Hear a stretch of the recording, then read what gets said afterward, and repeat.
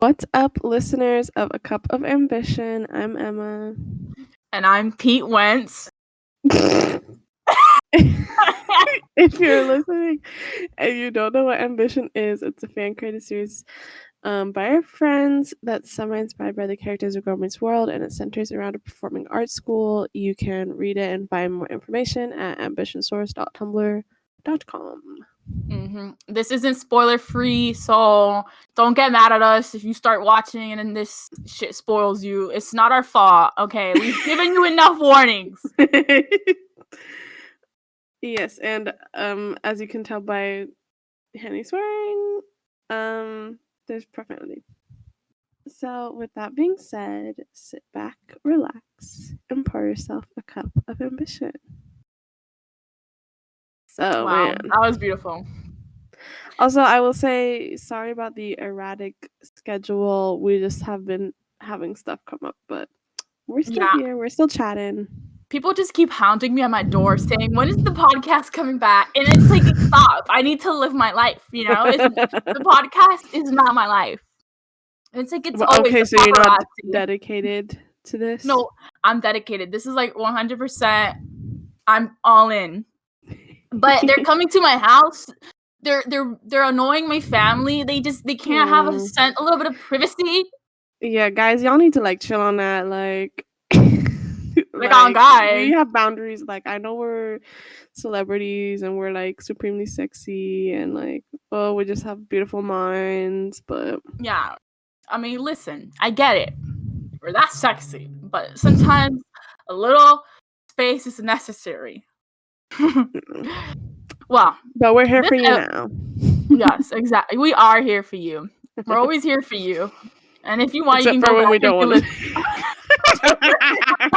to. Yeah. That's out, y'all. Well, okay, anyways. Episode 7. We finally got here. I know. I kept every week. I was like, "Wait, is this the episode where we have the Techie Revolution?" Like, Hannah's like, "No." I really love it because she has this a thumbnail that she's had prepared. I think 2 weeks now. It's beautiful, as you will all be seeing, and I love it. She did a great job with the editing. Mm-hmm. Her mind, it amazes me. Thank you. Yeah, it's from American Housewife. So that was fun. Okay. So we open the episode and the Techies are once again overwhelmed and overworked. And underappreciated. Lucas, and underappreciated. And Lucas was supposed to be back yesterday from his suspension, but his ass still has not showed up. Yeah, he said, I don't really give a shit about school. You know what? Valid. Especially how they treat him. Yeah. Wyatt makes a remark that's like, why do we care that he's not here? And it's like, shut up. Like, I don't care that you're here. Be quiet. I really hated him this entire episode. But you know what I really liked? That every time Wyatt did some bullshit, my boy Dave was there, ready to beat his ass. This is why Dave is the best character on Ambition. Mm-hmm. He was out here. It's like he's such a big man. Why would anybody want to go against him? And he's so sweet and kind.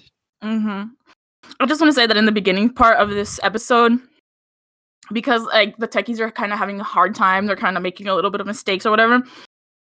Farkle's like talking shit to Isadora because she's like, "Can we have a second or whatever?" And Farkle's like, "Oh, are you getting overwhelmed because you're doing the basic expectations of your job?" Shut up. He is so rich, you can tell that it's annoying. Oh, this bastard! Like seriously, you are not doing anything that's helping the world. Like, listen, I love singing, but all you're doing is singing. These bitches are helping you. They're not even like getting paid or nothing. Like, I don't know. Oh my god, it's like, yeah, this episode was really good for me because it was like a stress relief to just see the Techies not give a shit. It was cathartic for you. You're like, finally. Finally. And also, like, a lot of the songs in this episode, minus the Maya one, were bops and really great. Oh my god, we can get into the Maya one, but yeah, this was a fun episode. Oh my god, isn't the Maya one a Lord one, which is like, yes. Oh, I know her ass is not gonna like this. Her being Emma. Yes, and you're exactly right. Okay, anyways, but to the present, just as Wyatt is talking shit, Speak of the evil devil demon cowboy of AAA, he comes in with his big ass clunky boots. He goes stomp, stomp, stomp.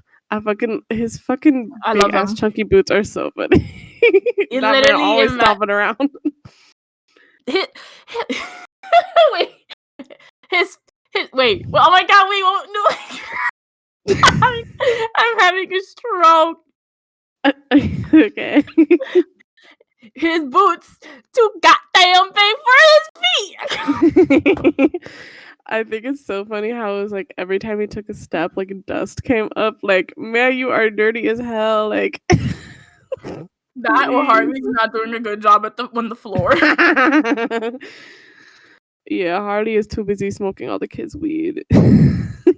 I mean, to be fair, he should be smoking weed. Like, these bitches so annoying. Yeah.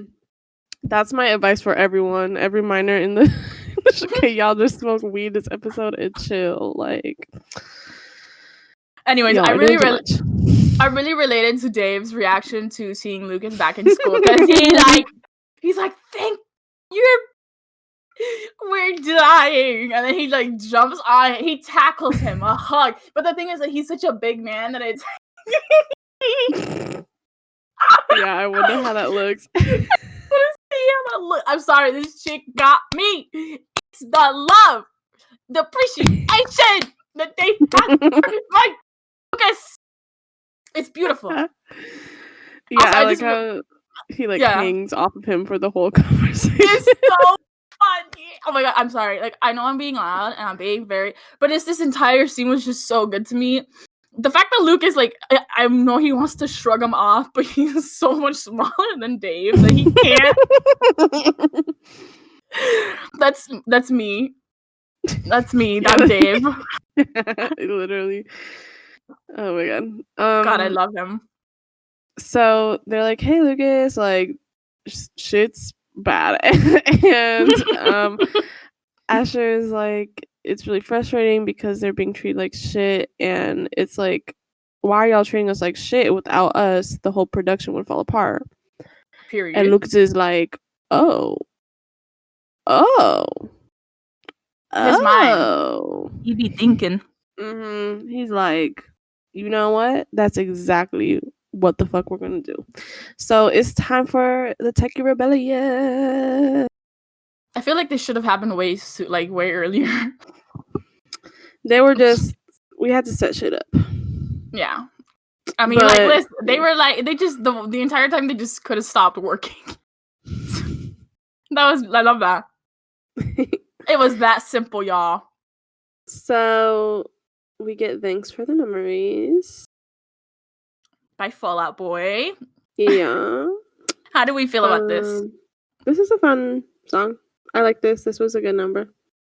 This is a fun number. I think what makes it even better is the shit that they do while the music is playing. Because there's this one scene where Dave knocks a binder out of Wyatt's hand, and I think that really amplifies my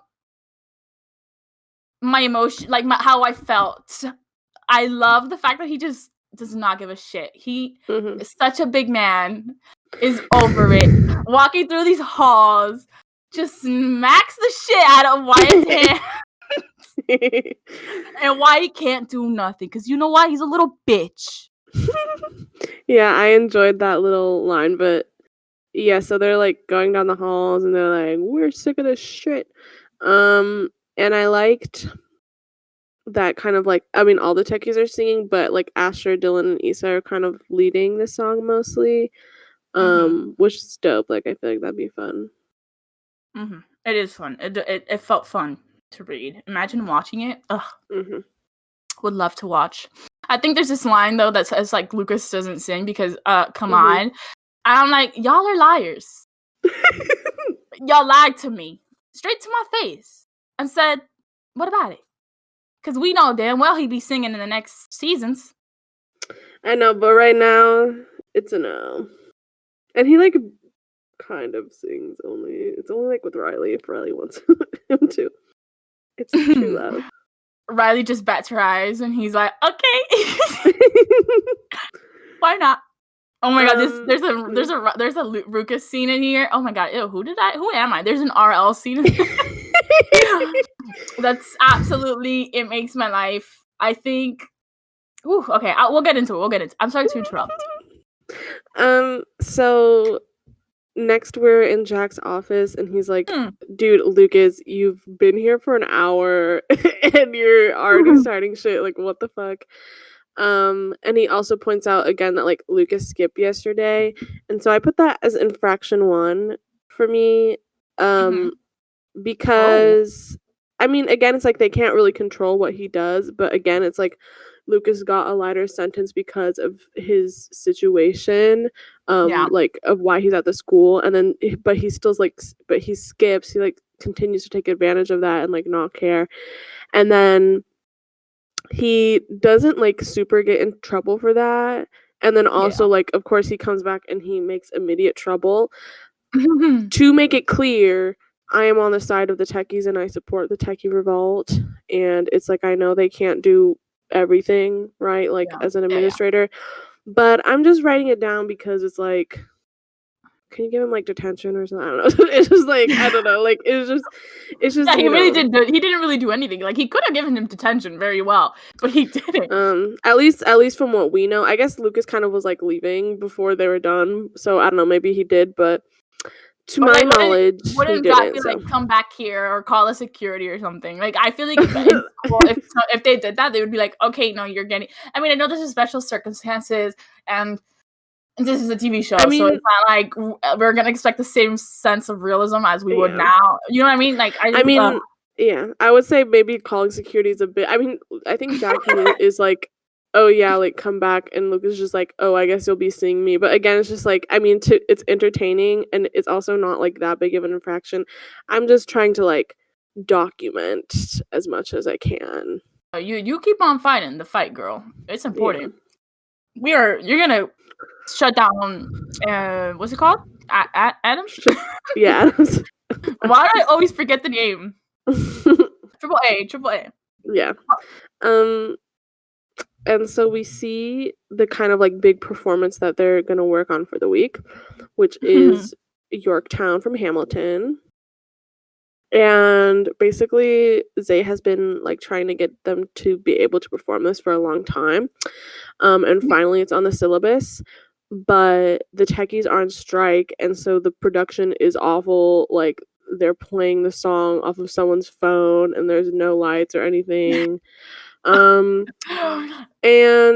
you know, once again, I support the rebellion, but did it have to be on this week? Stand. I know, yeah. I knew it. Like let him have something. It's just like, come on, wait till next week. I know, I get it. I did write down, and I was like, I feel for Zay because obviously, like, he's been waiting to do this one for a long time, and then when he finally gets to perform it, the bitches be like, no, we ain't doing nothing for y'all. And you know what? Tough timing, bad timing. But I do think like we have to realize Lucas just came back from that suspension. Like shit was like the emotions were high. You know what I mean? I totally get it. I get it. It's just I feel for Zay. Like, well, they always get the short end of the stick. But I understand what you're saying because it's like the emotions are high, so this is kind of when it has to be done, and if not now, then when. But I just want to point out Zay always having some shit happen to him. Yeah, listen, I feel for him, but then he also says, and then he speaks in Spanish. I mean, French. I'm sorry. I was taking my water. I was almost spit everywhere. He says, "Pardon-moi," which, okay, King, we see that you're bilingual. And then he says, "Can you get up here and then, I don't know, do your jobs?" Like, okay, what the hell is with these people saying do your jobs? They're not getting paid. It's like, I get it as like a responsibility for your thing. But it's like, again, it's like that idea of not seeing them as equals, of like, you guys are both all students, like you guys are equals. All you're saying, like, relax. You know. But when he says it, I'm not as mad. But like if Farkle says it, I'm like, oh, you bastard. And Lucas says, I don't know, I don't really feel like it, which is funny. And then they keep kind of fighting. And Dylan's like, you don't even know our names. And Farkle says, sure I do. Pointing to Asher, thing 1, pointing to Dylan, thing 2. And then he's like pointing to Lucas and he's like, jackass. And it's like, oh my god, like get a fucking life. Like you know, Farkle's just mad because like he looks sexy while doing it, but he also wants to perform. He's like, oh shit, I'm like mad horny, dude, but I also want to perform. So it's like, relax, Farkle. Relax. I know it's the hormones. Like it's not that serious. And so they keep fighting until Sanjala break it up, and then Riley's like, oh, this shit's crazy. And so she goes and talks to Eric about it and tries to figure out what's going on because, you know, nepotism. She can go talk to him about that. Unbelievable. And Riley's basically like, well, I think I can like get both sides to cooperate, like, and she's been here a month, y'all. Well, I don't know. It's is it January? I think it's either like January or like February. So she's been here for at least a semester. But yeah, again, it's like, girl. She really thought she would be able to fix this all in one day. I mean, I applaud her for thinking that, though. She's confident. But so she's like, Eric also is in disbelief, and she says, really, I think I can make this happen, at least getting everyone to the table. I'm good friends with Issa now, and Lucas and I, we dabble in one another now and then. She is so... Eric's like, and that means? And Riley, like, realizes, like, how fucking weird that sounds. And she's like, never mind. I don't know what I'm saying. But the point is, I can fix it. Let me fix it. She's so, oh my god, I can't with her. That was like the worst way to explain that you're acquaintances with somebody. We dabble in one. We dabble. You know, dabble. Like as if she's wine tasting Lucas. Like, notes of bitterness. And Emma was drinking water. She like sniffs it, like, you know how you're supposed to like sniff wine and drink it. Emma, please.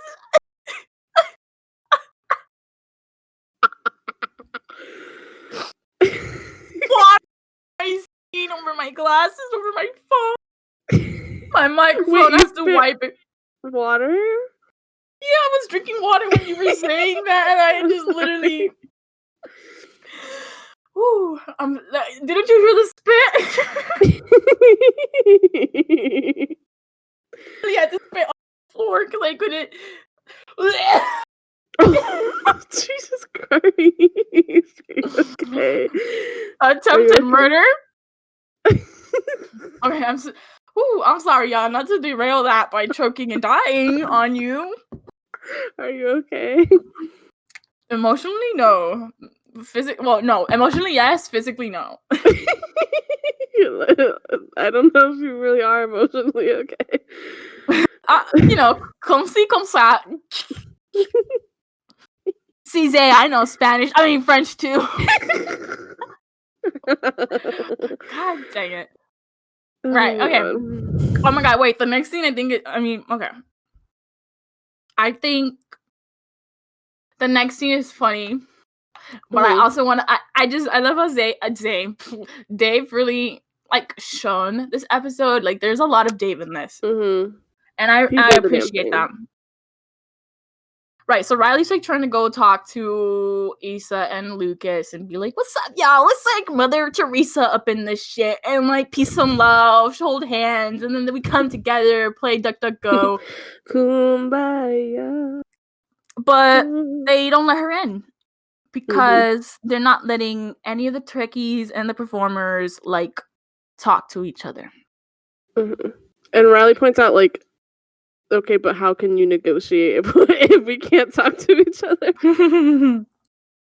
Well, it's because people, like, when you are on the same wavelength, you don't even need to talk. You just get each other. That's how Dave will communicate with you. Well, there's no way that there will ever be totally close to the same psychic wavelength. Well, that's their fault for not being as iconic. That's true.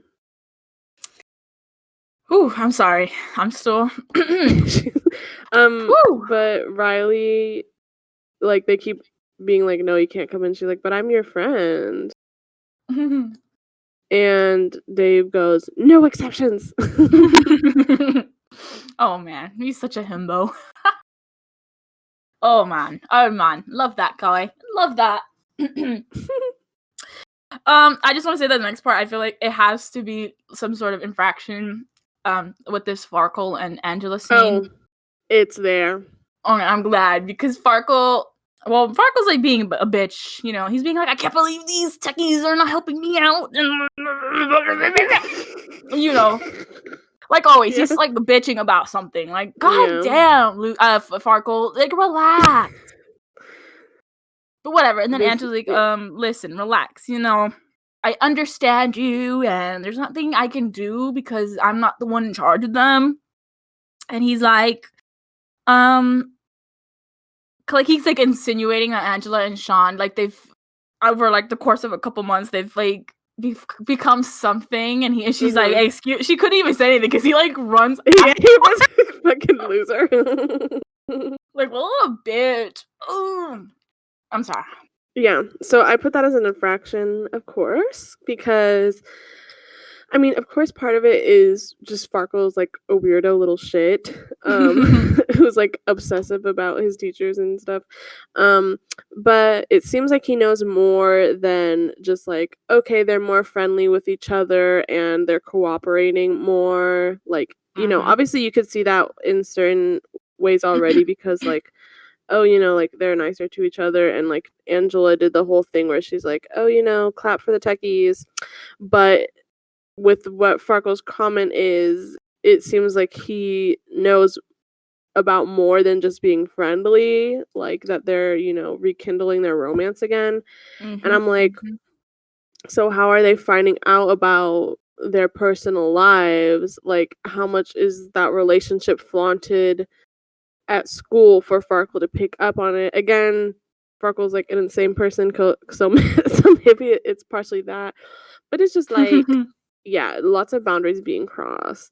So I wouldn't put it past Farkle if he just like stalks Angela's Facebook page. But that's the thing, is like, if you're a teacher, I feel like you should have it private and not let like the students friend you unless they like graduate. Oh well, I mean, that's on Angela. Yeah, so that's what I'm saying. It's an infraction because she needs to also set those boundaries, and she needs to not be like flaunting shit at school. Exactly. Yeah, I think it's a little unprofessional.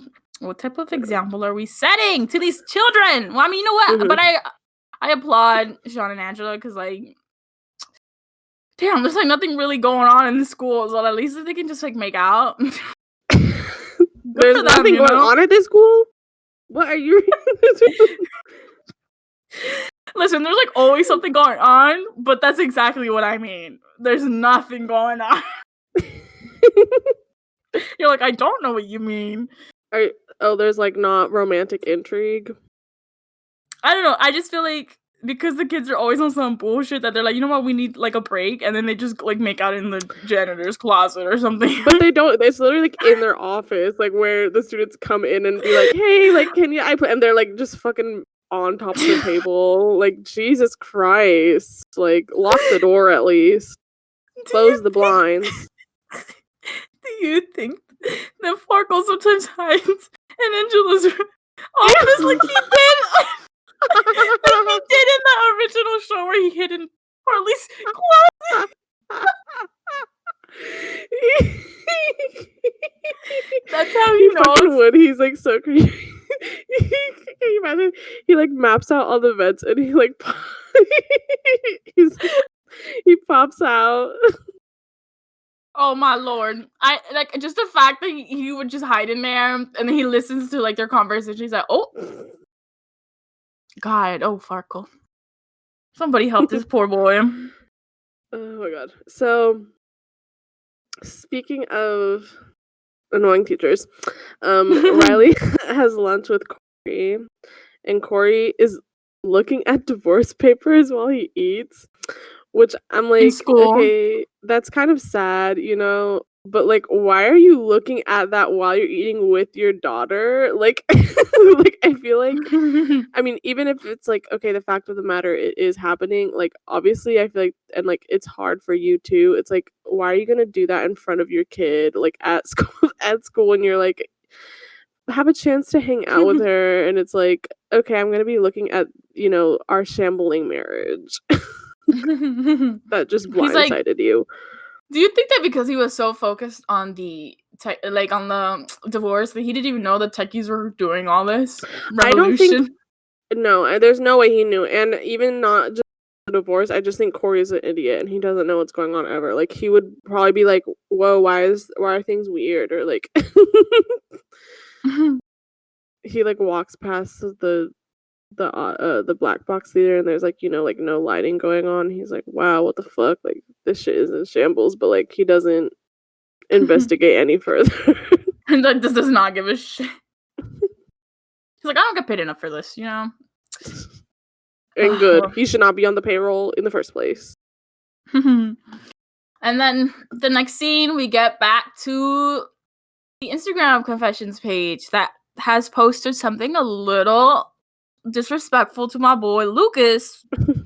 You can tell it was like submitted by Wyatt or whatever, because he's got a grudge because he's got beat down by Lucas. If you forgot the last episode, it's like probably I was gonna say probably the first part is something that we would write is the idea that he gets away with everything, but except it's like very obviously Wyatt, because then he goes on this like really mean like personal rant. It's like, okay, like you're doing too much. Like this is obviously Wyatt.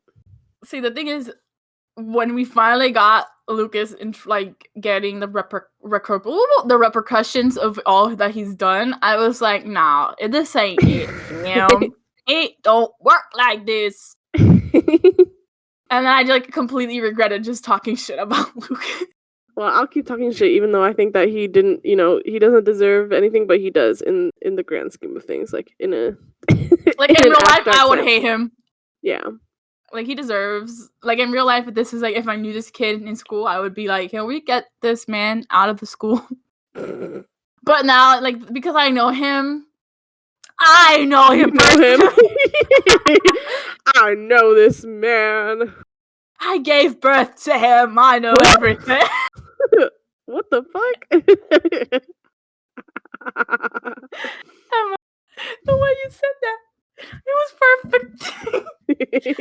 Right, so Dylan is like, because he's like, Lucas doesn't give a shit. He's like, I don't really give a shit about this. In fact, I don't even care.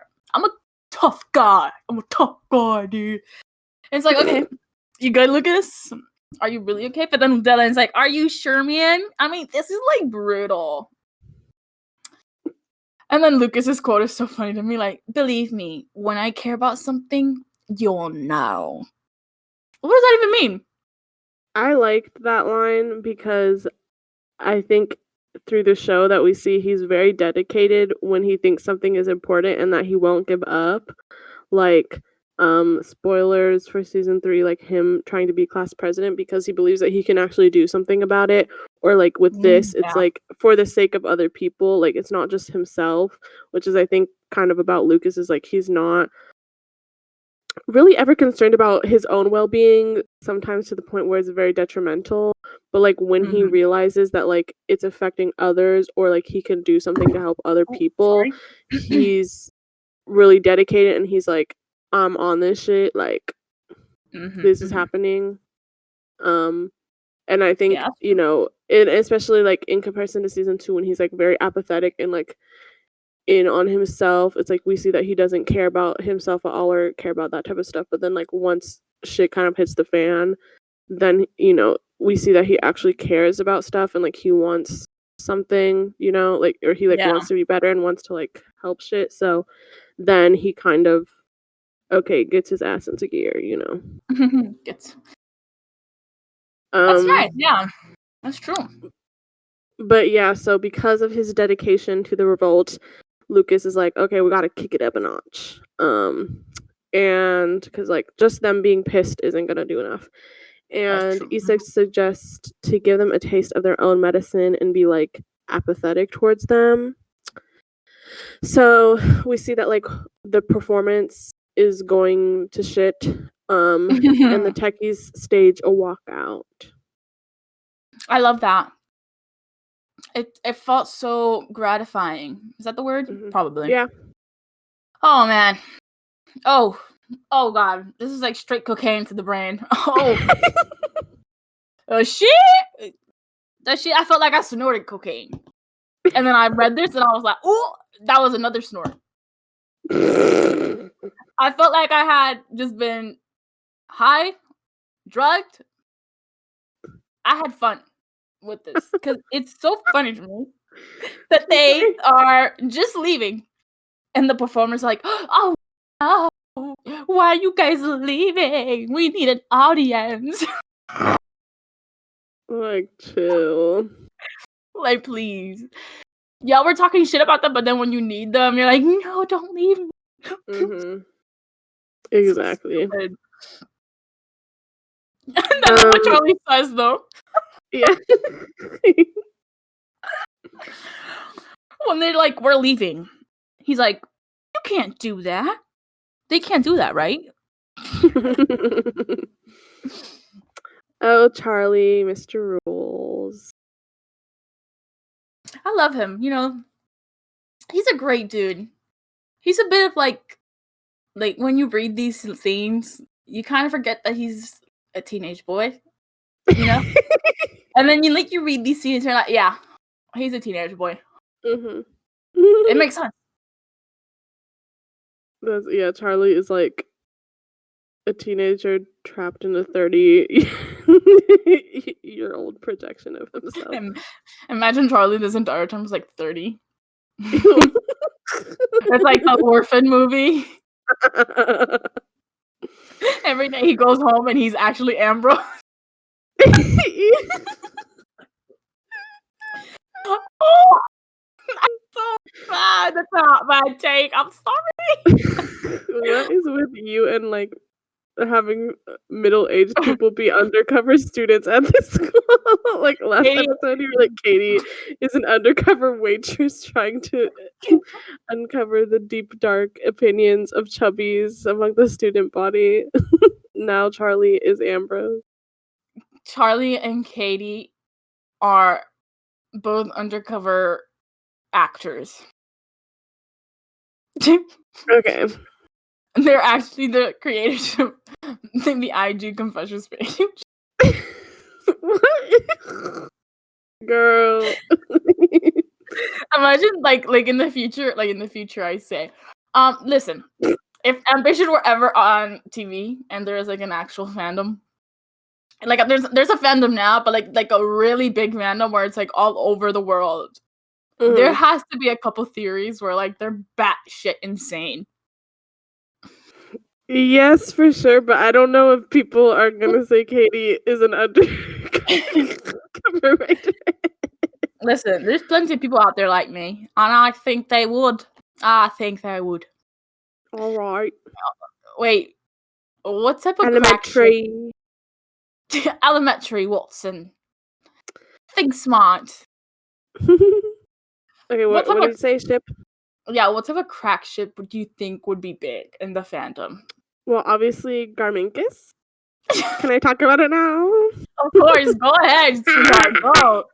Here's your time to shine. Well, we're not really there totally yet. Well, actually, Farkle did refer to Asher as Thing 1 this episode. So I think we can see very plainly, obviously, everyone just knows something is there between them. The seeds are being sown. Garmkinkus is Asher and Farkle, and they will be endgame. They are soulmates. I mean, the fact that he said Thing 1 to Asher, it just means that he's number one in his heart, Literally, exactly. You took the words right out of my mouth. Like, why would he subconsciously pick him as number one if he wasn't his top priority, always on his brain all the time? Exactly. And that's why he puts Dylan as number 2, because he's like, you're like shit to me and you're taking my mans away from me. And Dylan that's why. Is number 2 in Asher's heart, actually. Or number 2, you know. Really, Farkle is number 1. I like that. It's all coming together, actually. I think we're realizing something. Yeah. It's quite interesting. It's there. I think we can all see the blueprint. Like, I honestly don't even have to, like, point it out, but, like, just in case y'all need help. Yeah, and check out the garmkinkus.tumblr.com. Emma made a gift set for garmkinkus, and that was genuinely the best part of the fandom.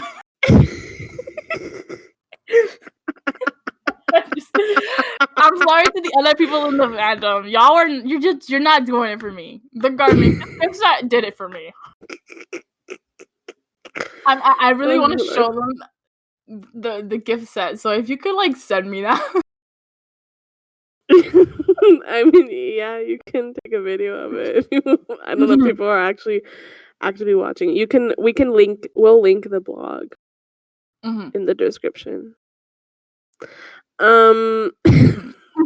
Anyways, yeah, they walked out. Were we? Oh, okay, yeah. So so yeah, and so Angela goes to Sean because she's like, "What the fuck are your techies even doing right now?"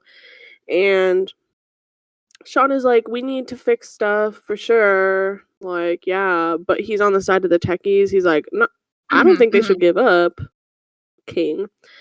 And so they get pissed at each other, and it brings out some of their personal issues. Like, they're kind of like, "Wait, should we, like, pursue a relationship?" Because, you know, Sean got pegged the last episode. So they're kind of in a area of limbo. They don't know what is up with their relationship at this moment. I just find it so funny that they're because they thought about this, they're like, I don't think our relationship. Y'all can separate work and love, but they don't know how to. Literally. This is why this is a bad relationship. Y'all can just be friends with benefits. Perfect. That's it. But let's not bring back a relationship that's doomed to fail. I say that, but then, like, they have a kid, like, and, like, I know, like, they're doing fine right now. I don't know who gave them kids, but whatever. I just think it's interesting because the stork gave them the kids. Angela's like, she goes to him thinking that he'd be on her side and be like, yeah, the performers need to get their work done. You know, they're the most important people in this damn school. But then he's like, nah, I think the Techies, they're in the right. And it's like, these bitches are so stupid because they're using their beef with each other to, like, fuel their argument about the students because they're projecting. You know what? I'll add that. Even though it was kind of like an infraction, I'll add a more explicit infraction. Add another one. They're, you know, they kind of project their own issues on the students, and it just kind of, like, fuels everything worse. And it's like, you two are grown adults. Like, I know you have problems, but it bleeds way too much into like the rivalry even between the students. Yeah. And it's like, it's sad because Angela's like, things should go back to the way that they were, not to improve, and she doesn't want to improve anything. Like, the way that the techies were being used, I don't know, maybe I think she's projecting onto the students, like the performers, because, like, she didn't really get to have a career. And so she's like, my kids, these performers, mainly Farkle, because she has such a bias and, like, like, she's a favorite, like, she chooses her favorites, you know. And it's like, I think this has something to do with her not having the career that she wanted. It's all coming together. She's kind of like how in A Cinderella Story, the dad kept being like, "This is your dream." Oh yeah, to Chad Michael Murray. And Chad Michael Murray's like, "No, Dad, it's your dream. That's Mhm. Angela with every performer. This is your dream. No, it's actually your dream, Angela. Anyways, Um, I don't mean to dunk on her. I mean, she just. No, it's okay. I'm fine with you doing. I'm not All right, mad then at it. I'm about to dunk on her. You shit. I'm sorry. Swoosh. Swoosh. So basically they go to Eric and they're like, we need help. And he's like, okay, I'm gonna counsel by making them throw fucking paint balloons at each Oh, other. he's so stupid. Oh, he's so dumb. Oh my god. Okay, so basically the idea is there are two sides and it's a mixed group of performers and techies fighting against each other with paint balloons. And so he thinks the goal is for them to engage in a competitive activity that will encourage them to work together towards a common goal with people they don't normally work with and get out their aggression in a safe and controlled fashion. So I understand the idea behind it. Yeah, but it's just not These executed bitches perfectly. are crazy, and it's more about like an aggression thing or like not working together. It's like lack of respect and like all these things. So I just don't get how he like, I mean, again, it just makes me feel like sometimes he does not understand the students, especially in the earlier season. Yeah, And it's I like, don't know what the yeah, hell he was on. I like the creative problem solving, but I think if you had spent another minute thinking about it, you would be able to tell how it would go. So I personally put this as an infraction.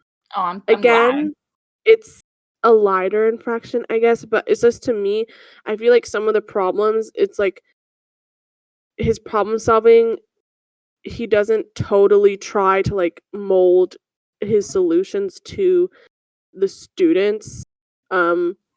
Like he kind of does, but he doesn't take that extra step to try to like consider things. But again, I also I don't know how much like any attempt of peer counseling would work. They kind of have to like get to it themselves. I think it's so funny to me that the entire time, like, it's just the students fix everything themselves. The teachers are doing shit for them.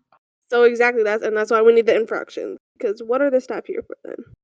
Pay the techies. Take the money and pay the techies. Oh, I forgot to rank the thanks for the memories. That's a 10 out of 10. Okay, I forgot to say that, and I really wanted to do that real quick. When I read this paintball idea, it is a cool scene, I will say. Yes, That it's a fun scene.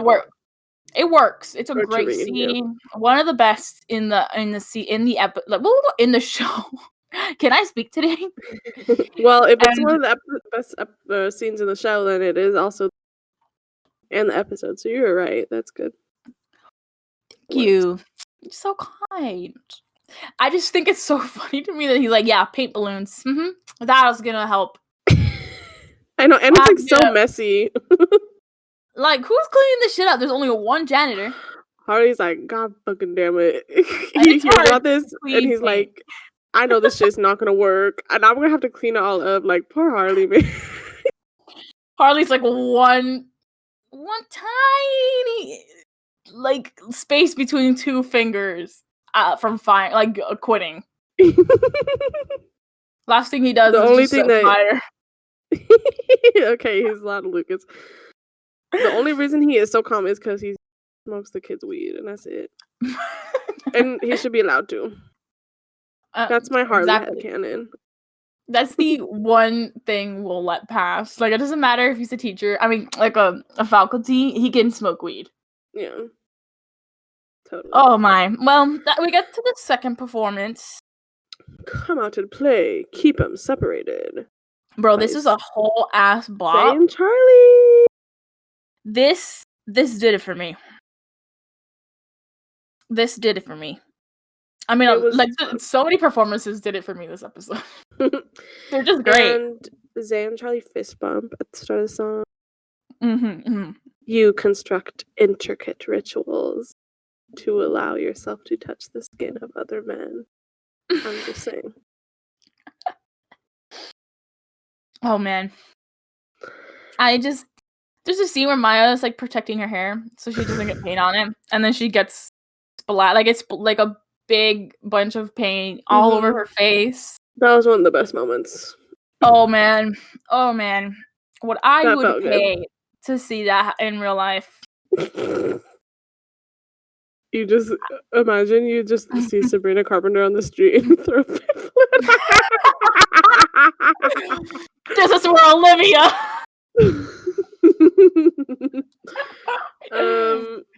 And No. Farkle also gets ganged up on. Oh, okay. Basically, like we said, very quickly it becomes performance versus Techies. Yep. And Farkle also gets ganged up on, which was another bit that I thought was funny. How like everyone just fucking starts pummeling him. He is so hated, y'all. He was getting hit left and right, up and down, in the center, on the bottom. He was getting hit everywhere. They just couldn't breathe. And we see that Zay and Charlie work together as a team. Ooh. And love that once again. It's being written. Things are being written in stone. Period. The 10 Commandments of Zarlie. We bring it back to religion. They must nudge or fist bump or touch each other. 2, they work together as a team. 3, listen. I don't know. I love that. No, continue. I can't think of it. They dance. 4. They dance. 5. They be eating fries. Let's get 4. Yeah, 4. They eat fries. 5. They perform. Did we say that? I can't remember. So, 6. They understand each other the most out of anyone. 7. They have banter. Did we say that? Did you say that? No, I can't remember. No. 8. Their studio. Exactly. There you go. 9. Chuckles and Dizzy. and Dizzy. So true. Oh, then 10. The balcony. Exactly. Or the sweatshirt. Yeah, we know whatever. We'll go with that. Oh well, yeah. We'll say maybe the costume. That's more. They hang out there more. Oh yeah, the costume off. Ooh, good. Those aren't really commandments, but well, tomato. The 10 staples. Anyways, period. Okay. Issa is full of rage. She be screaming. That was probably really awful to listen to, and I apologize. I realized as I was doing it, like, oh, that's probably fucking annoying to hear. I just want to say that I think the writers made a grave mistake not having Isadora be a metal screamer. That's all of her performances. They're just screamo. That would be good. I think so. Do you listen to screamo? No. Okay. I'm not really into it. But since I'm not really into Issa, it matches. I just want to say real quick that while I love how Zarlie worked together, I just thought that it was very disrespectful to my Techies. You know, I didn't think they needed to work this hard winning the game. That's true. They could have they could have been chill. You know, it's Zay getting out the fact that they ruined it for him. So it's just weird to me that Eric was like, great way of fixing problems is taking your aggression out on your fellow students. This is how shooters shoot. Yeah, that's why it's a balloon instead of pink. I know why it's like on like the cusp of being a school shooter. Jesus. This probably helped him out. But this makes it sound like there isn't. He just that does not happen. Yeah. Oh, okay. I guess my question is, before we get like more into the juicy bit of the paintball scene, what would Emma hand do? We didn't do it last time, I don't think. No, there wasn't. I don't think there was something. And Emma Ham couldn't. Emma Ham. Ham. Wait. Yeah, last episode there wasn't anything they could do. Hold on. I think though. What the hell was that? Emma, that literally scared the shit out. If you could hear my heart, that scared the shit out of me. What happened? Are you okay? It was the thing that I showed you? That's like this. That's like the soundboard. Yeah. It's the ham one. Emma Ham. Emma. That scared the shit out of me. I'm sorry. It felt so intimately in my ear that I'm like, right. So what do you think Emma Ham's doing? I think we are killing it. We're killing the game. Mm-hmm. Technically we aren't here, but let's just say we crushed. Crushed it. Eric needed help filling the paint balloons. We did that, and in turn, we get to be a part of it. Mm-hmm. Or we just stay. He's like, please leave, and we're like, no. No. We already have it all set up, anyways, and then we beat the people's asses. We're definitely part of the people pummeling Fargo. We're the only people like on his ass. We just don't focus on anyone else. Like focusing on each other. He's out already, and we just keep lobbing paint balloons. Sparkles on the floor, and we're like, push, and we just keep. Oh my god.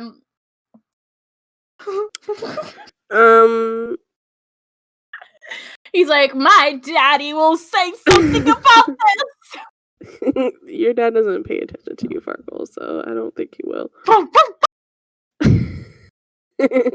Actually, no, but he did great this episode, the dad. No, he didn't. Yes, he did. Yes, he did. No, he didn't. We'll get into it. I don't think he did that amazing. Okay, well, this entire paintball scene, everything that happened before what I'm about to say does not matter. Okay. We get to the final two, and it's Riley and Lucas. Oof, boy. If y'all don't get me right now. Well, yeah.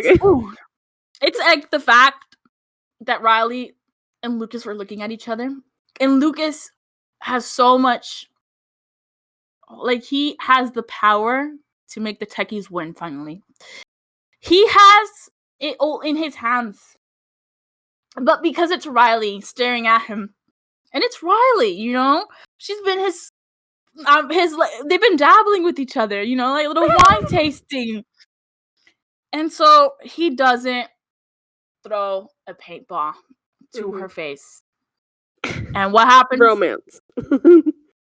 It truly, that scene is so romantic because they were looking at each other. You need to understand, they weren't just, oh my god, it's just like I felt it.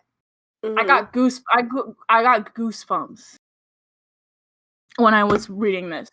Mm-hmm. Woo! I'm sorry, look, I know y'all are like, oh my god, bitch, it's not that serious. No, I love it. I'm just trying to step back and give you your room. It's just the fact that pour your heart out. He had so many people.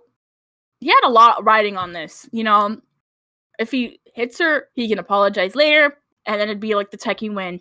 He could have been a douchebag. Mm-hmm. And it really goes to show you how. If it had been Maya, he would have done it like immediately. It's not that he's like, oh my god, women power. Like he's a feminist, but he would not give a shit if it was Maya. Okay, I just want you to know this. But because it was Riley, and it's Riley to him, she's been being meddlesome, nosy, and he's into that. And he doesn't throw a paintball balloon at her. He can't. Mm-hmm. It's not that he doesn't want to. He can't. Because we see... Mm-hmm. I was going to say, we see, like, he's the best fighter on the team. Mm-hmm. And, like, Dylan and Asher are kind of, like, shields for him. And, like, we know that they work well as a team. So, like, and Riley was, like, the best at dodging stuff. So I also think that's interesting of their dynamic of, like, Lucas is the one who is better at fighting, but Riley is better at like keeping it peaceful. And then we see them like opposed, not like in a bad way, but like just like them paralleled at the end there. Oh my god, your mind. It amazes me. I love that. But yeah, it's interesting that, you know, it's like specifically because it is Riley, he doesn't. There's a moment of hesitation, which we don't really see throughout the fight or like in the episode a lot, is like, you know, that idea of like he is dedicated and stubborn when he cares about something.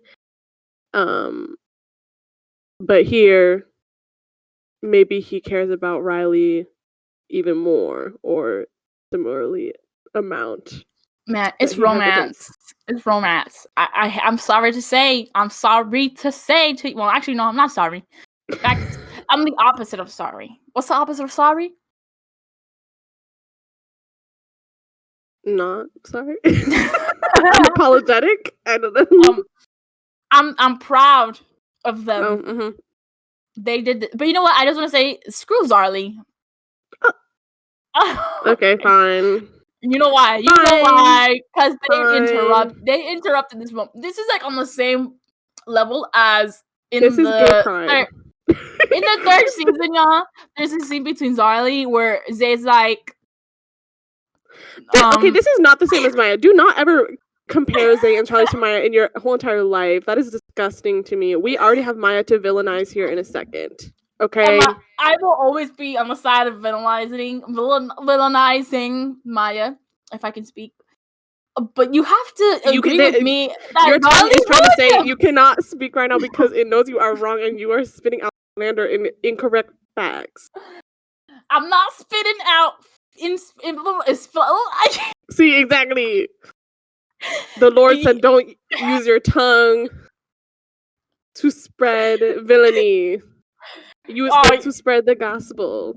And what are you doing? You're going against the 10 Commandments of Zarlie right now. Okay? I don't have the commandments. Well, memorize it. It's right here. It's on the stone. Yeah? Okay.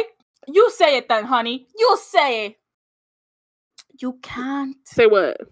The 10 Commandments. The 10 Commandments is that they work together as a team, that they eat fries, that they banter, that they have the costume loft, that they have you know, they know each other better than anyone, that they dance, that they perform. Dizzy and Chuckles, I have been counting this same one finger, so I lost count. Wow. But those are some commandments. Look at her. So maybe because you know, I'm a devoted. I'm a devoted preacher.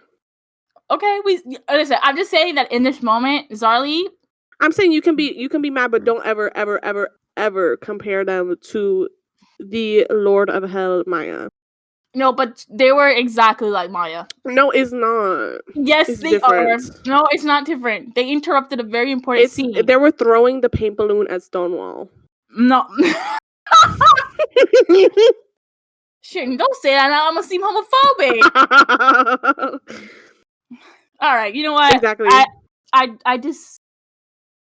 You can be mad, but don't ever say Maya. Maya is evil. That's because Maya, I'm pissed at her for another reason in a second.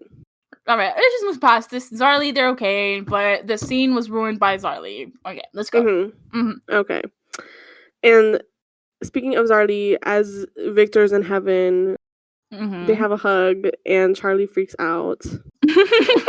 But why I am mad at Maya, Riley tries to wipe the paint off of Lucas, and she pulls her away. So that's what I'm saying. Fuck Maya. She's already doing her own bad shit in this, messing up RL. I was so blinded by the hate in that 1 second that I completely forgot the true enemy was Maya. Mm-hmm.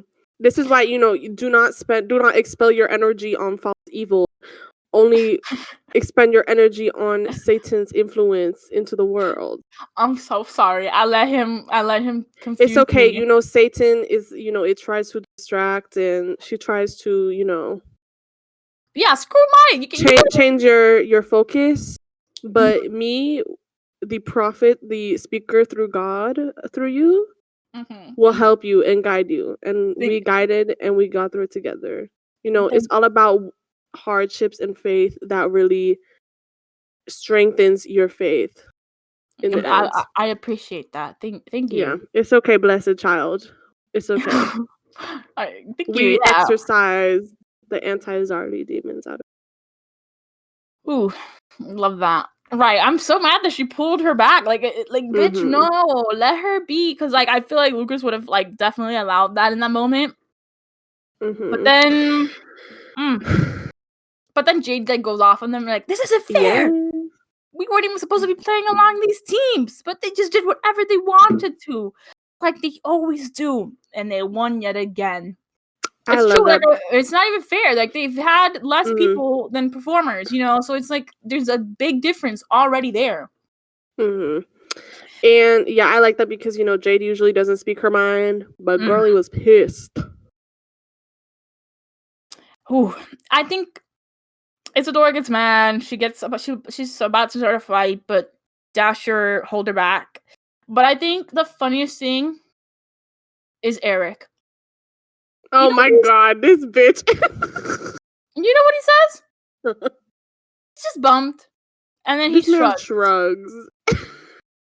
That's it. What's the destruction that you just caused? Do you not see what happened? And do you not see how we were affected? Did you not see how Hanny was affected by demons because of this? And you just shrugged? And he just shrugged. Not a care in life. Not a care in the world. God. This man is evil. Infraction for shrugging. Exactly. But that infraction. So the performers are celebrating that they won. And Riley's like, you just made everything worse. Be happy about that. I'm glad you're feeling great. And so she goes to go talk to the Techies about it, but she sees Issa wiping the paint off of Lucas. Oh my god. And Riley's like and so she thinks they may be together because Lucas doesn't really let people touch him, and it's a very intimate moment. And also Issa doesn't really let people she doesn't allow other people to be that close to her. Exactly. So it's a dual vulnerability and intimacy. So she performs. Yes. So she sings Cry and You Cry Alone. Wow. This was good, y'all. This was good. This would be a very pretty performance. I think she's kind of overreacting. Emma. Okay, fine. Oh she's no, not. It's like you're attacking me today. First Zarlie, then I just think it's she's jumping to conclusions, but it's good for her to get her emotions out. Okay. No, you can have your opinion. I'm not gonna obviously she's a bit dramatic. I'm not gonna say that she isn't. But Emma, okay, she's dealing with her parents' divorce. That's true. There's other elements than just that. Yeah, she's feeling because of my parents' divorce, I want to at least deal and help my friends out. I want to help unite the whole team back together. And then she can't because she keeps getting barred from talking to the Techies. And then the scene with Lucas and Riley and Issa were they're cleaning each other's faces off, whatever. She's like, shit, I don't belong here, and I'll never will be one of them. And she's obviously a teenage girl with a lot of issues and she's a theater kid. Okay, I will rescind my statement. No, you can't rescind anymore. But I can't rebuke in the name of Mother Teresa. I'll allow it. Okay. No, but you can you can have your own opinions because she is dramatic. It's dramatic, but it's I'm being hypocritical because I will probably listen to the saddest fucking song and look out a window and be like, so I get it. This is a good performance. I'm just gonna say that. And then we see kind of the performance on the stage again. And Lucas is like, boo, get off the stage. Which is horrible because we're literally seeing her cry her heart out. And then he's like, boo, get off the stage in the next scene. And she's like, really? She glares That's so at funny him. though. we were wasn't it last episode you were saying I would boo people off the stage? Wow, me and Lucas have the right ideas. We're being represented here. Exactly. I'm just gonna say that you are Lucas in this scene towards Riley. What? By saying boo, get off the stage? Yeah. Oh yeah. Okay. I wasn't booing. I thought it would be like a pretty performance. I was just sort of like, okay, like, is it that serious? Yeah. There are people dying right now. But anyways, so they get pissed off because Lucas is like being a little shit again, and the performers are all like, when though? When? And Zay's like, can y'all shut the fuck up? Like, literally everyone is too dramatic. Zay is always right. Ooh. And oh wait, sorry, did you rate Crying?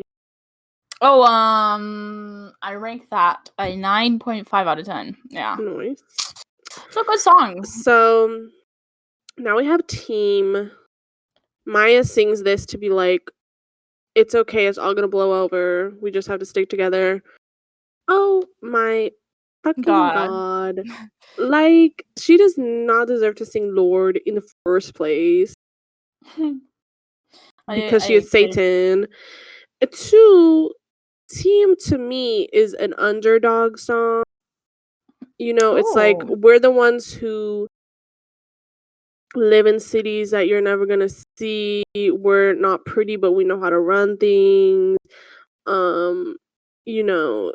We're here. The performers aren't the underdogs in the situation at all. Maya wants to be different so bad.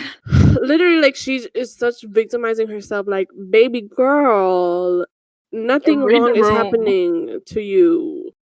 Mm-hmm. This is karma, baby. It's just no. Mm-hmm. So, I mean, did I sing along? Did I enjoy it? Did you? Just for myself in my head? Yeah. Yes. Did I like that Maya sang it? No. Yeah. This should have been a Techies song. Oh, yeah. Sorry. They should have, but the writers had a different thing in mind. And Maya should have sang, "Oh, I'm evil devil lord and bitch." That's the song. I think first of all, they didn't need a Maya performance this episode. Yeah. Be quiet. This could have been Techies, Riley, and Zarlie only performance. But it's like it doesn't make sense for them, but we just put all the people like. Yeah. I gave this a 3 out of 10 because like Lord didn't do anything wrong. But since it's going to be associated with a what's her name? Maya performing. I just like it, so it's like whatever. Yeah. So Nigel and Yindra have a meeting with the Techies because they're like not annoying performers, so the Techies are like, okay, we'll talk to you. Lucas says, who said we were interested in a ceasefire? I'm kind of enjoying a little bit of chaos. Spice this thing up, don't you think so? Yindra's like, you are enjoying this way too much. Nigel, yeah, don't let anybody ever tell you you're not capable of being theatrical, Friar, which is so funny. Like, yeah, bitch, you are melodramatic. Well, I guess that's kind of why Riley and Lucas work. Yeah. So basically the Techies are like, we're open to negotiations, but like the most important performers who are fucking annoying have to show up. Mm-hmm. And Charlie is down, of course. Mm-hmm. But Farkle and Maya are less so. But Maya's like, okay, whatever, we'll just talk, and if we'll leave, then we'll leave. Mm-hmm. And Farkle's just being a little bit of a dickhead. He's like, I don't want to do shit. Because he says that because like he's seen his dad do business deals, that if you like negotiate and take orders from the other team, that it's like not good. And I'm like, oh my god, I hate rich people. Okay, so Riley tries to talk to Lucas about the situation before there's like everyone meets. Oh yeah. Mm-hmm. And honestly, I didn't write down what they talk about until the confession page comes up. But This so is a good scene. This is a very good scene. The confessions page gets brought up, and Riley's like, "So, do you read it all?" And it's like he doesn't have a phone, so no. And then she very awkwardly tries to be like, "Well, the things about me on there, they're not true." And basically she's like trying to hint like, "Oh, I'm not with Charlie, like, in case you care at all." It's very funny the way she goes about things. And Riley asks Lucas to call off the revolt. And Lucas is like, "Well, I'm not like the leader though." And Riley's like, "Oh my god." You know, he says Issa is, and she's like, "She may be the face of the operation, but you're the engine. You're what motivates them." Lucas hesitates, actually listening to what she has to say. Riley seizes this opportunity to convey as genuinely and passionately as possible just exactly how important he is. She says, "They look up to you. I mean, you're the one they march for. They take comfort in you. You inspire them. And that's certainly not nothing." Lucas is moved by the speech despite how good he is at concealing it. And although he acted as though he didn't care, it does help to combat some of the negative feelings the confessions post instilled in him. Not to mention, Riley is so sincere, and gosh, if she isn't so damn cute, for a moment it seems like he may be weakening. This scene came from my let's unpack that part first. It's so much. It's so much.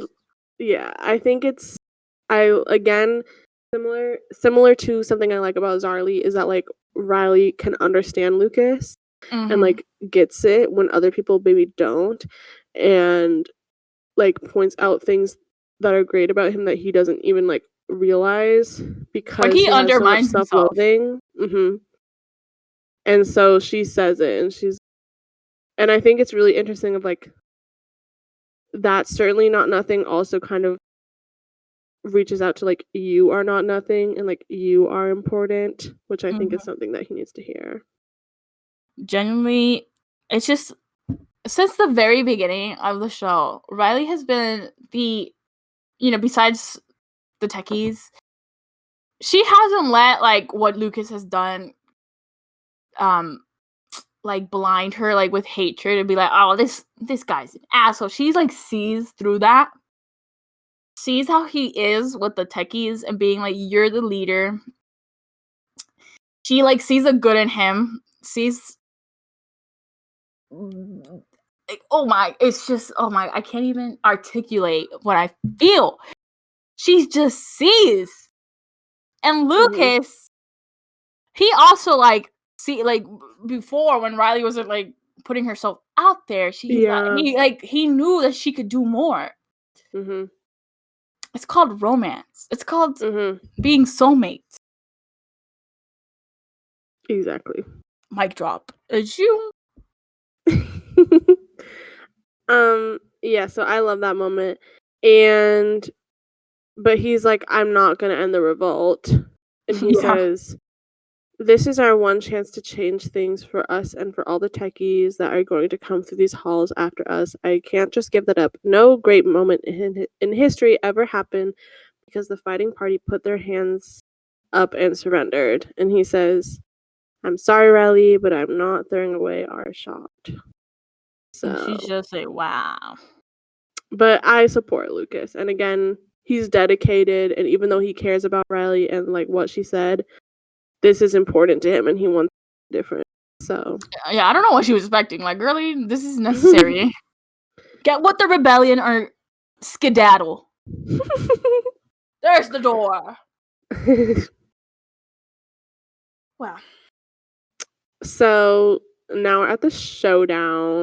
Well, I don't know if it's like showdown, but you know, they're meeting in the parking lot and it's like kind of ridiculous. Like they're wearing like special outfits. It's like, okay, you guys are like, please, like it's the clown parade, y'all.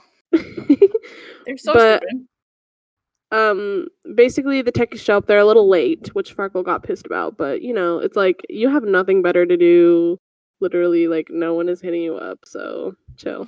Farkle like is mad, but he's happy to be there. You know what I mean? Yeah, because if he wasn't included, he would probably get more pissed off. He's like, "Why was I included? I'm one of the main before." Yeah, he's like, I pay enough money. I belong here. Maya's like, wait, you're paying money?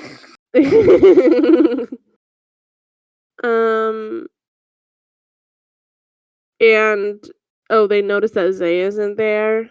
Oh man. And Charlie's like, I texted him. He just said reading from his phone. Why not? And Issa says, tell him I said offended but true. I mean, it's just look at them just hanging around in this parking lot. Like, y'all, go home. Like, this could be done over the phone, you know. I mean, I guess no, because Lucas doesn't have a phone. This is necessary because he can be in the room with Issa, conference call. Zoom, COVID time. Oh my god, imagine envisioning. No, I can't. COVID storyline when? This is the one thing that will be untainted. Yeah, like every other show doing a COVID story. Can I speak? How embarrassing! Somebody knocked me out. The devil still has your tongue. And okay, yeah, so basically the Techies are like, okay, can you like respect us? Like, this is we just want respect. And I guess the performers like had stuff that they wanted too, which is like literally what could you want? Literally, they have everything. What is the issue? They get most of the funding. They get most of the attention. They are the first child. No, they're like the youngest child, and the Techies are like the firstborn. Ignored. Oh, okay. So then basically Issa ends up losing her cool. And she baits Farkle into a fight, which then of course like makes it a mess, and they're like, okay, never mind, we're not doing this. Goodbye. Oh man. Oh, Issa. She really was about to beat Farkle's ass on that parking lot. As she should. The next day there's just like a bunch of blood splatter. And Harvey's like, Harvey's like, what's going on here? A lot is happening. Well, the next thing we get to the Minkus home, and this is why I said I think Stuart was like, he's obviously not the greatest dad, but he, he did his part a little bit. Because there was kind of, but I'm conflicted, but go ahead. No, yeah. Well, you can be conflicted because it's still very like it's bare minimum. Well, it's like the very hash it out. Yeah. It's like a potato. Yeah. A hash brown. Delicious. Oh man, now I want a hash brown. Yeah. That was kind of rude for you to bring up. No, okay, I'm gonna take a break. I'm gonna go make quick. Wow. So basically Farkle's doing homework and his father comes in, and Farkle we see is like really excited that his dad is here, and we can tell that he cares about his father and his opinion, and like he's kind of extra because he wants attention from his dad. And they like talk for like a minute, and Farkle's dad goes to leave. So first of all, I'm like, okay, Stuart, can you like talk to your son for like longer? Jesus. But Farkle's like, hold on, I have like a question for you. And his dad's like, I don't understand performing stuff, which is like, again, like, even if you don't get it, like, just listen to your kid. Like, geez. But okay, whatever. Anyways, basically, Farkle presents the issue, like, in terms of a business deal. And Stuart says to be diplomatic and try to make everyone happy, but Farkle is like, huh? I don't get that. Like, it's not computing. And Stuart kisses the top of his head in a goodnight gesture, telling him he's proud of him. Sweet, except Farkle is sure he couldn't say what he would be proud about, which is like, that's just an issue. That's just an issue of Farkle having low self-esteem, I think. To me, it was more Stuart doesn't know what the hell is going on in Farkle's life or seen him like do anything. Like, he doesn't go to his performances, so it's like he couldn't know what to be proud of because he doesn't know any specifics about Farkle's life. Not that there's nothing to be proud of, just like he doesn't know actually what to be proud of. I don't know. I'm not trying to be a dad apologist here. Okay, I'm a DILF stan first and foremost, but I understand when a dad is bad, it's bad. Okay, and I think Stuart could do way more as a father. No doubt there. Yeah. But I just think, like, you know how every parent, like, for the most part, every parent is proud of their kid. I just, I agree. I think, he's not the worst, but the thing is, to me, it's like, yeah, it's like you're proud, but it's like compared to especially Farkle's other siblings, maybe, or like, his parents don't understand the performance thing. So one, that's like, that hurts.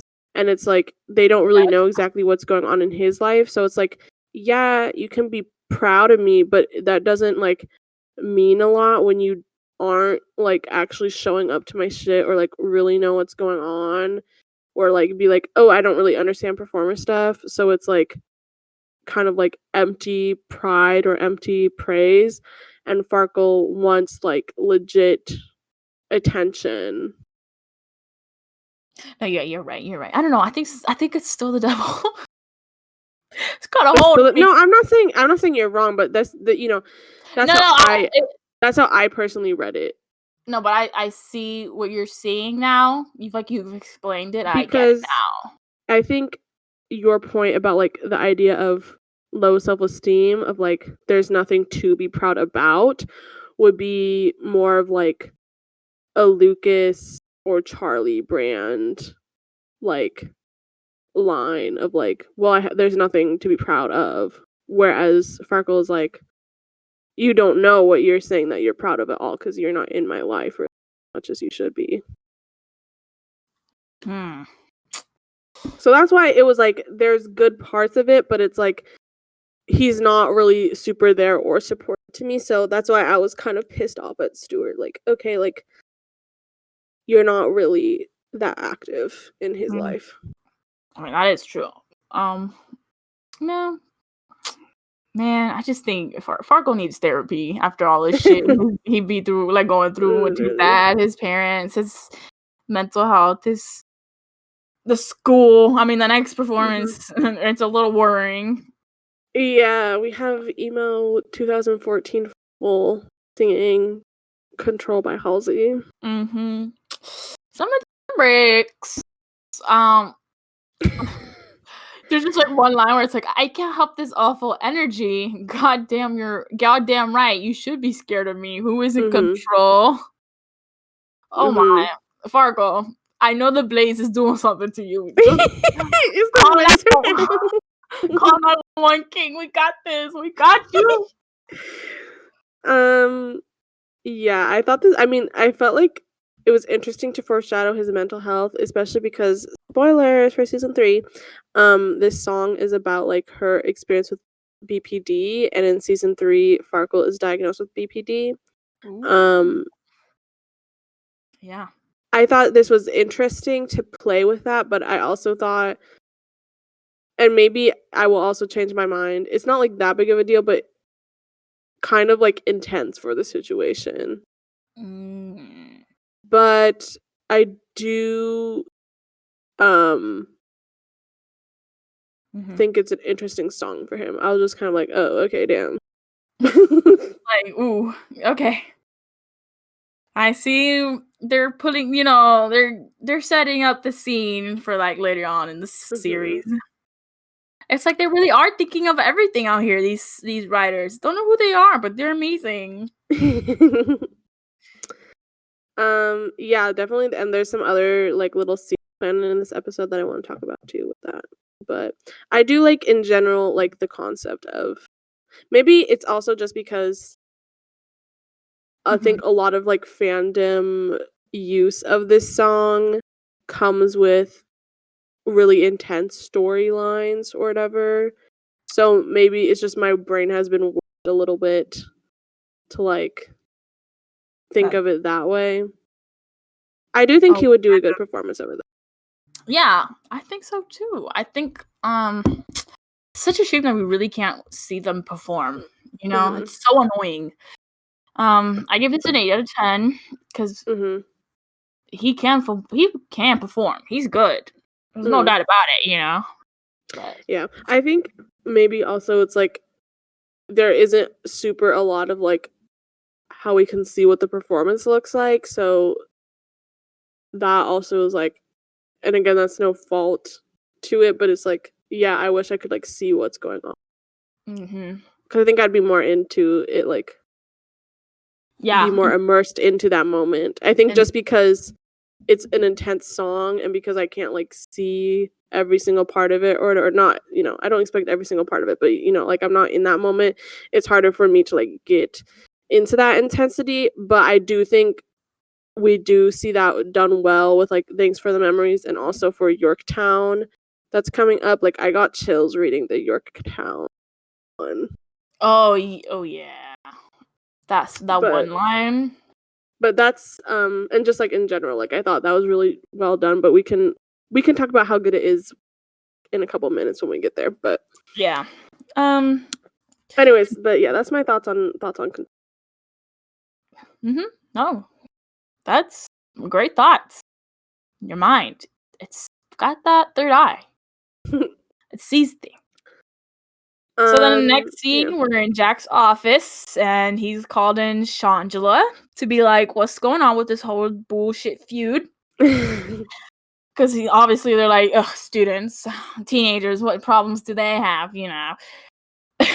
But they're like, how are we going to be able to fix this? But he's like, in order to fix this, both of the performers and the techies have to come together and be like, do a truce, essentially, to be able to work like some sort of like solution to what the techies are talking about, which is like being overworked, overused, and underappreciated, you know?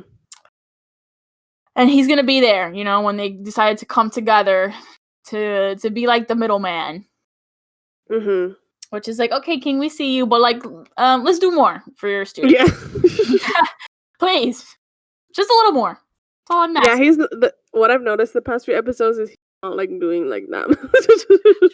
Are we realizing that Jack is not that kind of? No, I'm joking. But he's number one hot. I just think he like there's so much going on in this school that he physically like. I just imagine that the B class has drama too. That he's like Emma Han again, you know. He doesn't have a time for the A class. I just think that for once we are causing more trouble somehow than that would be amazing. Emma Han has started a cult. Oh my god, we totally would. It's just I'm so down for that. I think there should be an episode dedicated entirely to the B class. I agree. Listen, this is not we need back of the class Brenda. We would be like besties. Exactly. I don't know who else. Who else is in the B class? I forget their names. Well, I mean, I think it's literally we only know of them, and it's because us, and then also because I just say back of the class Brenda is there. That's the one person in our cult. I mean, I guess there's other people we just don't know. Oh wait, no. I mean, I know one person's name, but I don't want to mention our friends are also B class. I totally forgot. Yeah, I don't remember the exact names. I only remember one, and it pisses me off. Mauricio Meyer. Ooh, yeah, they gave us Emma Han Buchanan. It's Buchanan. Oh, it's not. It's Buchanan. Ah, you still can't even pronounce my last name. So unfair. Buchanan. What are we? It's Buchanan in my heart. We make our rules. Anyways, screw Mauricio. Anyways, move on is the fact that we're in the boys' dressing room in the next scene.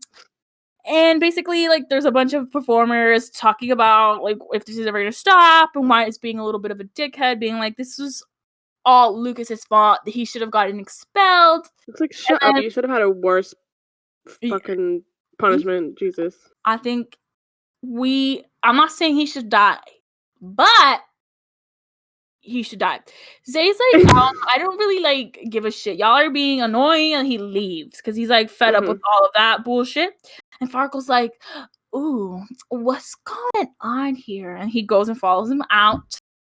And Farkle's like, so what's going on with you, Zay? Like, why are you blowing up at the performers? We're buddies, you know, we in this together. And Zay's like, I don't even know how, okay, how do I explain? So you explain, because I feel like you would be able to say this better. Okay, so basically Zay explains that like he was annoyed with Farkle and Maya's like tantrum behavior this whole week because he can't do that as a bisexual black man. Like it's harder for him to like be able to get opportunities, and if he throws a fit, then it's just like going to be seen as him being angry and ungrateful, and it's like he can't really get away with being such a little bitch like, you know, his white counterparts can. And so even though he was very personally hurt that everything got derailed when they finally did something he wanted to do that week, like he couldn't really lash out, but you know, like things were kind of being bottled up, and like especially the fact that the performers kept exacerbating the problem and not doing anything to fix it, when it's like this could have been fixed and we could have done like what I wanted to do. Yeah. And Farkle was like, oh damn. Something to think about, because he's definitely got a lot to deal with that other performers don't have to deal with. He has to work harder. He has to keep himself in check more. Because they have all this like privilege, and he has to work 10 times harder to even be seen on the same level. And like and the fact that there's favoritism towards his, like the other performers, like it's even more annoying too, because it's like, damn, I'm working so hard and it's still not enough. I feel bad for him. And here I was talking shit about him because they interrupted all out. Somebody me, please. What was going through my head, y'all? It's okay. You know, you're blinded by your love for Riley and Lucas, and sometimes, you know, we just get passionate about things. And I got a little passionate there too.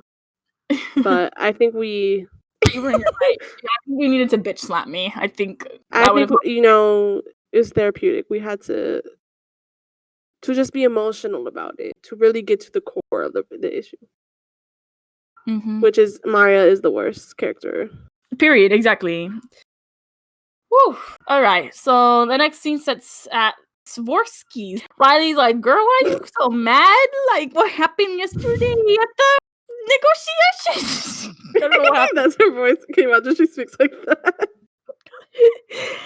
But Isadora's like, I'm just so mad. I'm so over a lot of performers. They don't give my friends enough. Basically, she's projecting her mommy issues of Valerie being like entitled and selfish and abandoning Issa, or you know, that's how Issa views Valerie giving her up for adoption, onto like the other performers. So that's why she's like upset, because she's like thinking about Valerie. Yeah. Everybody in the show either has mommy issues or daddy issues. Except Zay. Except Zay, which is like, thank God, you know, at least one person has a good family dynamic.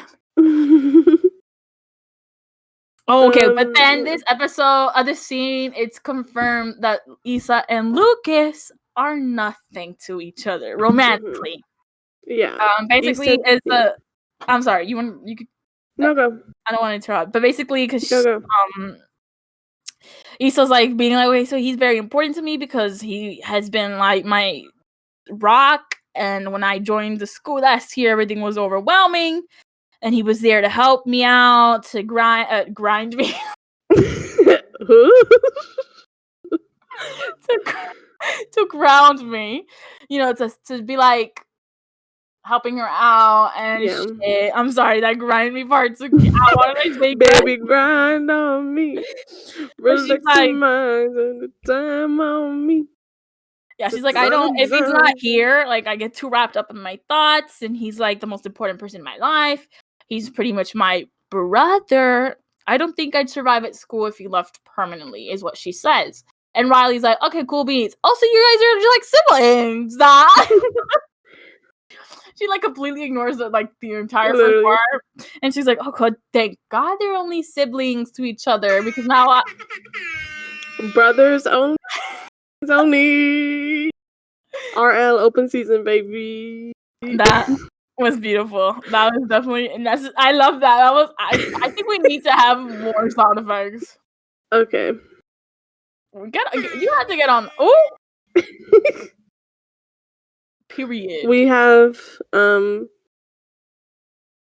this is Hanny whenever whenever Riley and Lucas interact. I love that little. That was very funny.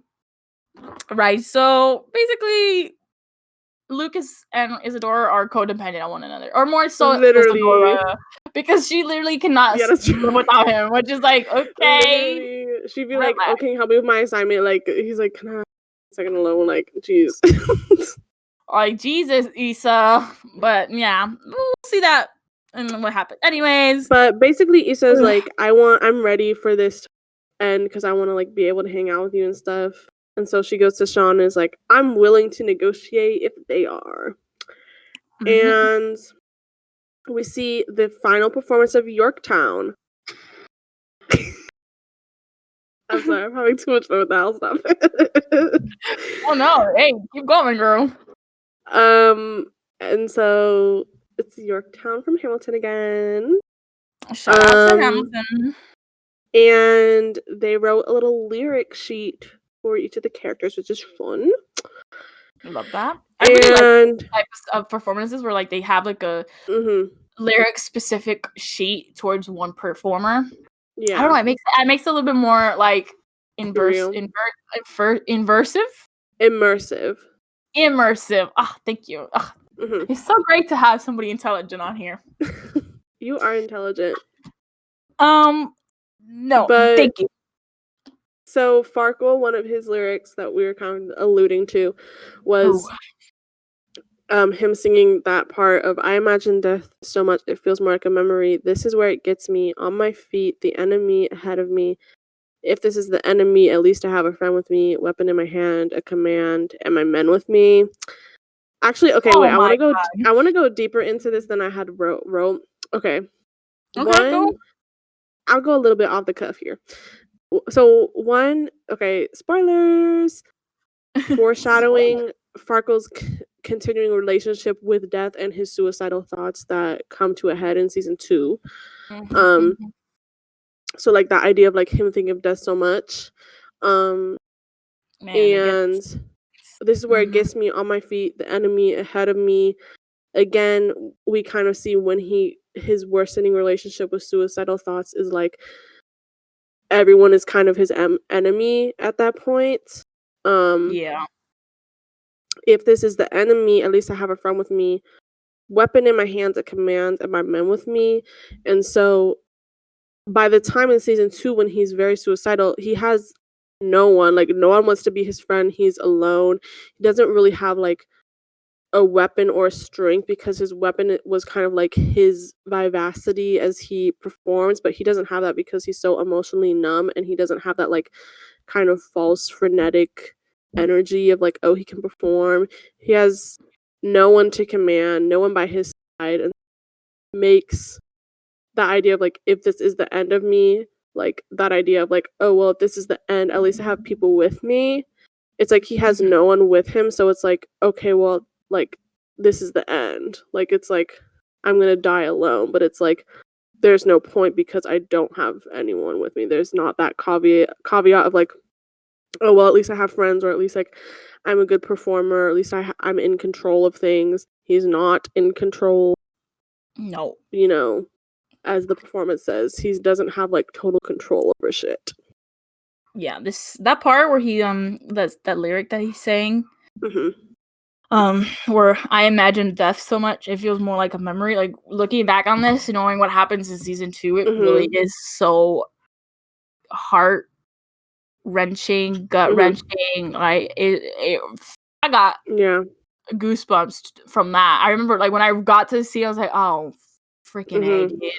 And I'm excited for Les Miserables when we have that kind of like Javert's suicide scene, and like I'm excited to get into that too. Well, not in a happy way, but to dissect, because I think it's very interesting, and you can definitely tell that theme of death, and even like stuff I hadn't noticed the first couple times, but when we were talking about how like the whole Phantom of Triple A thing, when he thinks like Zay died and he freaks out, like, we can see his kind of relationship with death and his fear and his obsession with it, and like this idea of like ending things, like a lot throughout the show, as well as his worsening mental health. It's painful. So it's interesting to me, but yeah, it hurts. I don't want to be like no, like as a viewer who, especially you, because you're a writer too, because you like, it's like not happy because of what's happening, but you enjoy the way that it's written, how they're going about it. I enjoy the richness. It's juicy, like a steak. I'm sorry, or a human piece of meat, as Farkle would probably appreciate. Well, basically, this performance is good, but it had that one scene with Farkle where we're like, oh shit, Yeah. But then so we have like Nigel's Hercules Mulligan, which is fun. Oh my god, that lyric was king shit, where he's like, oh my god, yeah, when he gets necked on and gets the F back up again. Wow. And we have like a whole dance break part. Wait, do a sound effect right there. Oh, sorry, which one? One that's like, booyah! I don't think I have that. Like, I'll just do. Pick a random one. Exactly. She said that exactly right. Okay, that's enough. Okay, sorry. I was just like, it kept hitting and slapping me. Right. Okay, so we have the dance break. Ooh. First of all, I think the visual of Charlie like kicking Jade is I just thought that was funny. I think it comes back to the fact that he knows karate. Oh my gosh, Cobra Kai. Cobra Kai is all coming together. Listen, this part I don't give a shit, okay? There's only one part I care about. This Okay, go get into it. That's why I was just trying to get it, and then so you could have the floor. No, thank you. You're right. This Cobra Kai King, whatever. But I just want to really say this. Lucas and Riley are kind of like dancing around each other, but not really, because Lucas doesn't perform or whatever. He doesn't do shit like that. But okay. When this fight is over, Lucas just like, they're looking at each other, and then he finishes the fight by scooping her up and tossing her over his shoulder.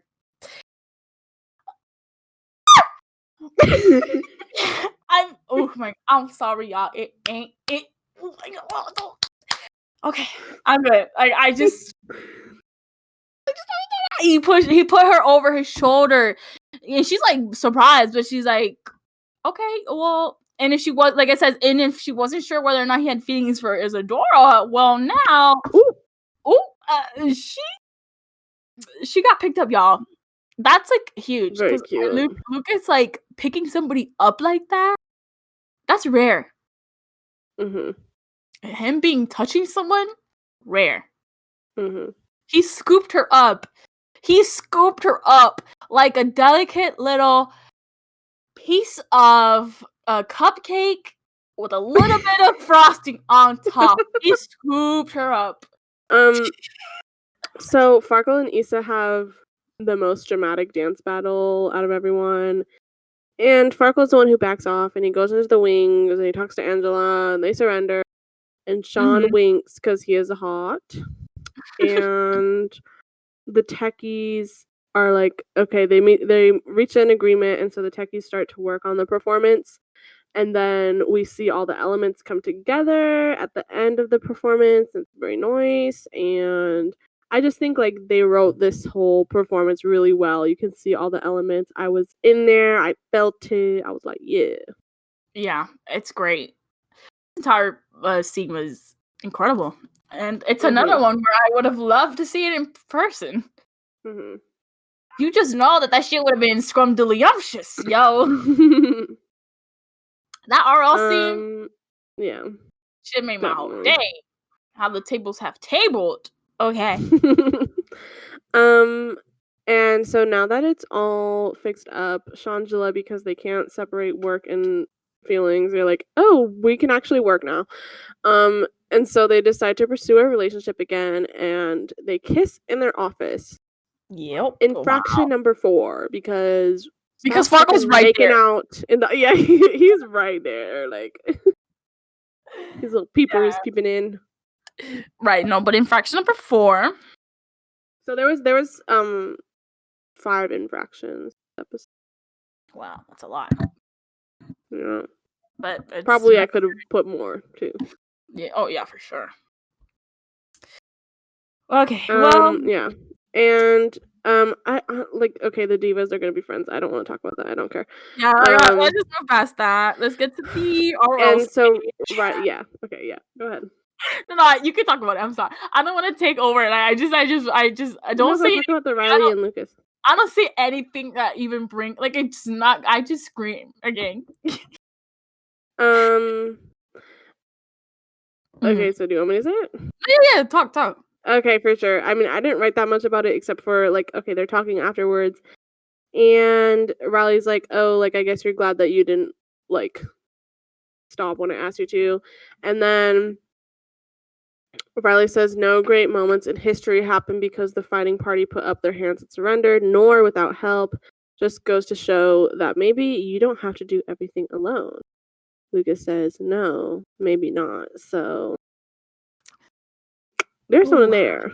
There's a little connectivity. Perceptions are changing. There's vulnerability. Maybe there will be some healthy support and between each other. Yeah. Let her in. Oh man, I love it. Anyway, so he breaks the tension first, and he's like, well, if you want to keep good on the offer, you can start by helping me clean up. And then they start like cleaning up together, and they're happy, and she's happy. Party can clean. Whatever. So it's okay. They can clean together. Yeah. And we have rumor has it again. Well, anyways, Wyatt is messaging the confessions page, and he asked to be part of the operation. And oh my god, he's such a little bitch. The moderator is like, okay, well, here are the rules. If you agree to them, you can. And so all submissions have to be posted unless the moderator says no. They can't edit or change things. The page is equal opportunity, so all voices can be heard. 2, you can't delete the submissions after posting, because if the sender is bold enough to say it, that they have to be bold enough to handle the repercussions. And 3, we don't start things, we only state them. Our classmates say what they want to say. We are merely the messenger. That's definitely some weird cult shit. Yeah. And so Wyatt accepts and asks, who are you? And we see shots of everyone on their phone. And they don't answer. They just say, welcome to AAA Confessions, Wyatt. Get to work. Oh my god. When you were first watching this, did you have like a theory on who you thought it'd be? Yeah. Yes, I did. You want to go into that, or you just want to leave it there? Okay, well, I had like a bunch of different ones. And one of them was like, 2 of them I was like, maybe, and then one of them was kind of like an insane theory that I just thought was like interesting, but I didn't think would really happen. So one was, okay, spoilers, Chai, who it was, and these are more like especially as we get more into the season. But I thought it was her because, you know, one, like, she's not like a major character, but she's enough there, and two, like, she had like her divorce thing, so she would want to act out on stuff, etc. And then my other two were Farkle or Isadora. Isadora was the insane one. Now that would have been wild. Because of the two sides of the same coin whole thing when they're trying to figure out who it is in the duets episode later in the season. And because they're basically saying, Eric was saying whoever runs the confessions page feels out of control in their life and they want to have some control through the account. So I figured both of them are the other people who would feel least in control of their life. Farkle for all the reasons that we've kind of talked about. Issa with like her parent situation and just like everything. And like the thing that's crazy, of course, is the Valerie information, and it would be, why would she post that? That's why that was like, and also accepting Wyatt into the page. Yeah. So that was like I don't really think so, but I think that would be like interesting. Mm-hmm. Not like, I don't think it would be good, but it was just like one of the things that you're thinking about. If this is batshit insane, that's who I think it would be. Yeah. But maybe it was Chai, and then Farkle was like my second choice. But then, you know, Farkle does the whole video, so obviously it wasn't Chai. Mm-hmm. Crazy. It's crazy. I just want to say I'm shocked that there was no bathroom scene. I'm guessing. Thank God. I guess too many people were shitting apparently this episode. Okay, well, what's your favorite dynamic? I said I have two, Lucas and Riley, and then just like the Techies in general. Oh yeah, I forgot you could do that. I just Riley and Lucas. Mm-hmm. Oh my God, who's screaming out there? Your favorite character? I think I Lucas. I love also him. Put Lucas. That's my boy, Your Honor. That's my boy. Least favorite character on 3. 1, 2, 3. Maya. Okay. What? Okay, I thought we were gonna say the same thing. Maya is a good least favorite. I mean, listen, Wyatt is somebody that Wyatt is definitely like, I hate him, but that's like obvious. Like, you hate him, you hate him. You have to hate him, you know, because he's kind of like a dick. What was your favorite performance? I have 2. Okay. It's the Come Out and Play by Zarlie, and then Thanks for the Memories by Fall Out Boy. And the Techies performed that one. What was your fave? I would say 2 as well. Also, Thanks for the Memories and Yorktown. Ooh, nice. That's a good one, yeah. Dilf ranking. See, the Dilfs disappointed me this time. And I didn't make a Dilf ranking this time. They weren't even enough for a ranking. Damn. They're slacking. No, it's not slacking, girly. It's intentional. No, I said they're slacking. They were slacking enough that like you didn't even put in the effort of making a ranking because you're not deserving of a ranking. Oh, I'm sorry. I have bad hearing, but you're right. They are lacking. What about you? What is your... Okay, well, I did make one. Okay, that's fine. On top is Sean, which is the only time he's been on top in his life. Because he winked, and that was hot to me. And he was also on the side of the Techies, which is hot. Number 2, Jack, because he's hot. And he didn't really do that much, but at least he was supportive of the Techies, low-key. Yeah, he was really just there. But yeah, he didn't really do anything. 3, Eric, because like, what was that bullshit with the paint balloon? Like, oh my God. 4, Stuart, because again, I have some grievances there. 5, Corey, because he's a loser, and don't read your divorce papers in front of your daughter. That is weird. Exactly. And that's it. And that's the episode. Sorry, I really do apologize about how I don't know how loud that hand thing will be. And also, you can put in the comment, do you like the sound effects or no? Hanny's like, no. Well, I don't know. You were like, yes, but also no. I like you them. Like them? I'm a performer. No, I'm pro. Pro. I'm pro. Yep. You know, next time I won't make it as loud or as close to the microphone. It just took me out of. It just completely took me by surprise, and I was like, "Whoa, what the hell is that?" I apologize. No, don't apologize. And yeah, again, I don't know exactly what the schedule is like, but we're still trying to do possibly Sundays or at least once a week. And yeah, that's basically the episode. Thank you for listening. Thank you so much. Keep your peepers peeled for the next one. Bye. Bye.